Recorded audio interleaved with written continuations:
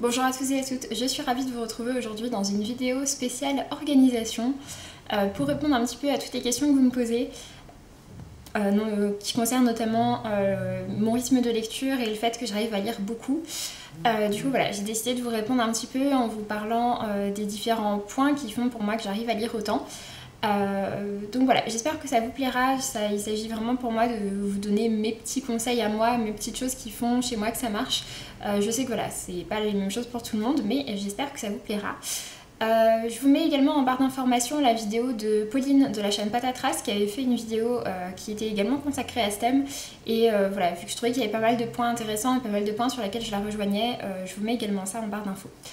Donc pour ma part, du coup dans cette vidéo je vais vous parler de plusieurs choses. Je vais vous parler un petit peu de mon emploi du temps, de comment j'organise ça, de quelques petites choses pour lire plus vite et également ensuite donc de mes journaux d'organisation comme vous avez pu le voir sur la miniature. Du coup, question emploi du temps, donc pour ma part je suis étudiante en chiropraxie, donc c'est de la santé manuelle et je suis en 5e année d'études sur un cursus qui est en 6 ans. En sachant donc que dans mon cursus je n'ai pas de mémoire à faire même si je suis en 5e année et qu'en plus de ça donc j'ai désormais très peu de cours et encore moins d'examens contrairement à mes premières années qui étaient beaucoup plus théoriques tout simplement parce que en fait à partir de la 5e année on est interne en chiropraxie et du coup voilà, je vois des patients, j'ai mes propres patients donc dans le centre de soins de l'école de manière encadrée. Mais du coup voilà, j'ai peu de cours, du coup j'ai peu de cours à réviser le soir ou ce genre de choses. Du coup forcément voilà, ça libère du temps par rapport à d'autres cursus, ce que je peux tout à fait entendre. En dehors de ça, j'ai pas mal de transports en commun, j'habite en région parisienne, je prends le RER, le métro, le bus, etc. Et du coup forcément ça fait pas mal de temps de trajet et j'essaye d'utiliser ce temps-là pour lire. Je le fais pas systématiquement, je le fais pas sur tous les trajets, mais quand je peux j'essaye de le faire, si je suis motivée je le fais.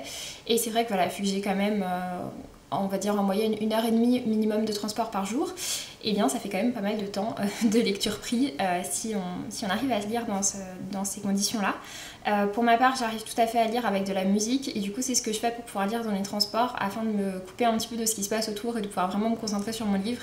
Je mets de la musique voilà, pour faire un peu une barrière par rapport à ce qui se passe autour. Mais voilà, ça à nouveau c'est un petit conseil. Après, je vous conseille surtout si vous voulez faire ça, de choisir des musiques soit que vous connaissez vraiment bien parce que du coup votre cerveau va un peu penser que c'est du bruit de fond en quelque sorte, c'est quelque chose auquel il est habitué, il va pas vraiment se concentrer dessus. Si vous n'y arrivez pas, je vous conseille plutôt des paroles des chansons dans une langue que vous ne maîtrisez pas parfaitement. Pour ma part, voilà, l'anglais, même si je le parle, si j'entends de la musique en anglais, je vais moins m'attarder sur les paroles que si c'est de la musique en français. Si les paroles vraiment vous gênent, et bien tout simplement des musiques sans paroles, type musique d'ambiance ou ce genre de choses, ça peut fonctionner également. Et après globalement je lis donc principalement dans les transports ou sinon chez moi, et donc chez moi c'est essentiellement le soir puisque comme je vous l'ai dit donc j'ai assez peu de devoirs le soir. En plus de ça donc j'ai pas d'enfants, j'habite chez mes parents. Donc voilà, du coup c'est vrai que forcément ça libère un peu de temps de ce côté là, et en dehors de ça je suis pas spécialement quelqu'un qui regarde beaucoup la télé ni qui regarde beaucoup de séries. Je pense que c'est une question d'habitude, c'était comme ça déjà quand j'étais petite et voilà, j'ai un peu gardé ce mode de fonctionnement là. Du coup ça me gêne pas du tout de partir si c'est un film à la télé qui m'intéresse pas plus que ça, et bien je préfère partir et aller lire tranquillement dans mon lit. Après bien sûr si à la télé c'est quelque chose que j'ai envie de regarder, je ne me dis pas non il faut que tu ailles lire. Certainement pas, je regarde la télé quand j'en ai envie et si ça me fait plaisir, et je ne me prive pas de ça. Et c'est pareil quand je dis que je lis le week-end, je ne me prive pas de sortie si j'ai envie de sortie, mais voilà, c'est vrai que je suis quelqu'un qui aime bien lire, tout simplement. Donc voilà. Après, comme je l'ai mentionné un petit peu, pour moi ce qui est vraiment à garder en tête, c'est l'idée que la lecture c'est un plaisir, c'est aussi un loisir. Enfin en tout cas voilà, pour moi c'est aussi pour ça que j'aime le fait de lire, c'est parce que vu que c'est pas du tout en rapport avec ce que je fais le reste du temps et à mes études etc, du coup pour moi c'est vraiment un plaisir et c'est vraiment un loisir. Du coup voilà, je préfère ne pas me fixer trop de contraintes, lire quand j'en ai envie, lire ce que je veux. Et pour ma part, quand je dis lire ce que je veux, ça implique aussi de varier mes lectures. Pour moi, je trouve que c'est un très bon moyen pour ne pas s'ennuyer dans ce qu'on lit. Après c'est vrai que pour ma part je lis plein de genres différents, même si on n'a pas forcément d'en lire autant. Juste voilà, lire des choses différentes, ça permet de pas avoir l'impression de faire quelque chose de répétitif et de pouvoir faire, je trouve, plus de belles découvertes. Après voilà, chacun son idée, chacun dit ce dont il a envie, mais c'est vrai que voilà, pour moi ça fait vraiment partie des choses importantes que de varier mes lectures et de ne pas toujours lire la même chose. Ensuite, par rapport au rythme de lecture, alors c'est vrai que je lis vite. On va dire que globalement, je lis environ 100 pages en 1 heure. Après, ça dépend beaucoup du format du livre et du remplissage des pages, si je peux dire ça.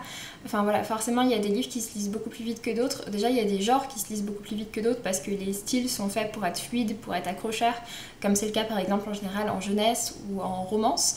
À côté de ça, il y a des styles parfois qui sont un petit peu plus compliqués, comme par exemple en fantasy ou dans certains romans contemporains ou encore des classiques. Pour le coup, c'est vrai que, voilà, que ça va prendre un petit peu plus de temps. Et puis en dehors de ça, donc, il y a aussi la mise en page. Certains livres, notamment en poche, sont assez aérés, alors que parfois il y a des grands formats où il y a très peu d'espace sans texte. Du coup, voilà, forcément, ça joue aussi. Mais c'est vrai que surtout, voilà, si on lit quelque chose qu'on aime, on lit plus vite. faut dire ce qui est. Donc voilà, du coup c'est vrai que je lis assez vite, donc quand je vous disais 100 pages en 1 heure, ça peut varier, on va dire que suivant les livres, aux extrêmes ça ferait entre 50 et 200 pages en 1 heure peut-être, mais plutôt une moyenne d'environ 100 pages en 1 heure. Et pour ça, tout simplement, donc il y a plusieurs conseils que je vous donnerai si vous avez envie de lire plus vite. Alors déjà, il y a des vidéos qui existent, notamment sur YouTube, de conseils pour lire vite. Pour ma part, j'en avais regardé certains. Il y a certains conseils que je trouve assez intéressants, mais tous ne s'adaptent pas à moi. Et je pense que voilà, comme pour chacun d'entre vous, il faut juste aller voir ça, voir ce qu'ils proposent et voir dedans ce qui est fait pour vous et ce qui n'est pas fait pour vous. Et puis en dehors de ça, je dirais vraiment que ce qui fait que vous allez lire de plus en plus vite, c'est tout simplement le fait que vous allez lire de plus en plus. Et plus on lit, plus le cerveau est y habitué et plus il va s'y mettre facilement et plus ça va être fluide pour lui. Je sais que par exemple pour ma part, je lis assez peu de manière phonétique tout ce qui est écrit et j'ai tendance plutôt à lire par reconnaissance de mots ou de groupes de mots. Par contre du coup le problème c'est que des fois j'ai tendance à ne pas lire, enfin à lire 2 lignes en même temps. Ce qui peut un petit peu gêner la lecture et la compréhension de tout ce qui se passe. Dans ce cas-là, je suis obligée de me reconcentrer un peu plus sur ce que je suis en train de dire. Mais c'est vrai que voilà, globalement, j'ai tendance à lire des groupes de lettres ensemble. Donc voilà, du coup, je pense que c'est juste ça, une question d'habitude et d'habitude de lecture. Je pense que je lisais pas comme ça avant et c'est juste que ça s'est fait naturellement à force de lire. Et après voilà, en dehors de ça, il y a quelques autres petits conseils qui existent et que je vous laisserai aller voir. Et enfin, donc pour terminer, côté organisation, je vais donc vous parler de mes petits journaux d'organisation qui sont pour moi des outils très précieux. Donc l'année dernière, en 2017, j'avais un seul gros journal. Cette année, j'ai décidé de changer un petit peu et de passer à 2 petits. Donc voilà, chaque année, c'est vraiment le petit plaisir de trouver le journal parfait qui sera celui qui va contenir toutes nos lectures. J'ai décidé tout simplement de changer puisque je trouvais que l'ancienne version n'était pas très adaptée à tout ce qui était du domaine des challenges. Et du coup là, c'est pour ça que j'ai choisi ce carnet-ci pour marquer uniquement les challenges à l'intérieur. C'est un carnet qui est entièrement blanc et qui est à l'effigie de la couverture de Mon midi, mon minuit d'Anna McQuartine, qui en plus ça bon, était un roman que j'avais adoré. Et voilà, je l'avais reçu avec le livre.